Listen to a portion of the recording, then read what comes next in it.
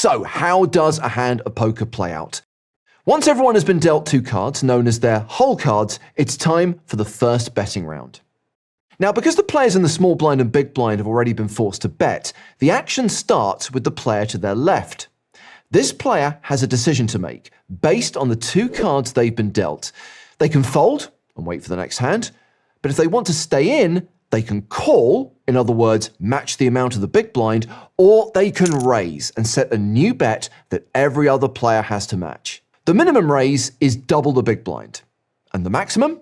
Well, it depends on the type of game, but if you're playing no limit, there isn't a maximum. At any point, a player can go all in and bet everything in front of them. If a player raises and everybody else folds, the hand's over. But for the sake of argument, let's assume someone raises and 1 or more players match this bet.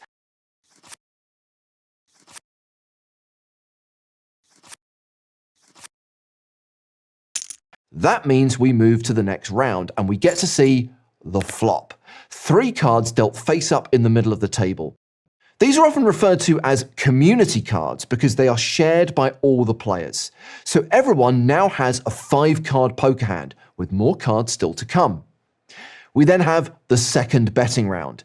The action starts with the first active player to the left of the dealer. And because there are no longer any forced bets, this player doesn't have to put chips into the pot. They can check for free.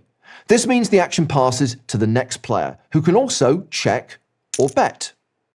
Let's recap the basic actions in a round of betting. Check means I'm not betting, but I'm staying in the hand. I'm passing the action along to the next player and I will react to whatever they decide to do.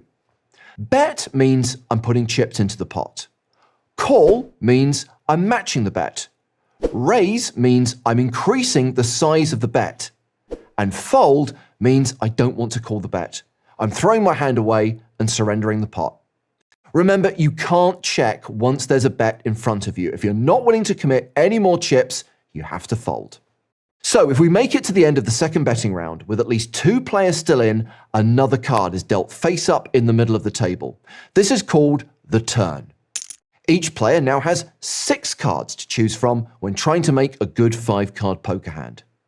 There's then another round of betting before the river card is dealt face up next to the flop and turn. Now, everyone has 7 cards available to them. Remember, the aim of the game is to make the best 5-card hand. This could be a combination of 2 hole cards and 3 community cards, 1 plus 4, or it could be the 5 cards in the middle of the table. This is known as playing the board. After one final betting round, once all the bets are matched, it's time for showdown. This is where you finally show your hand. And if it's better than everyone else's, you win all the chips in the pot.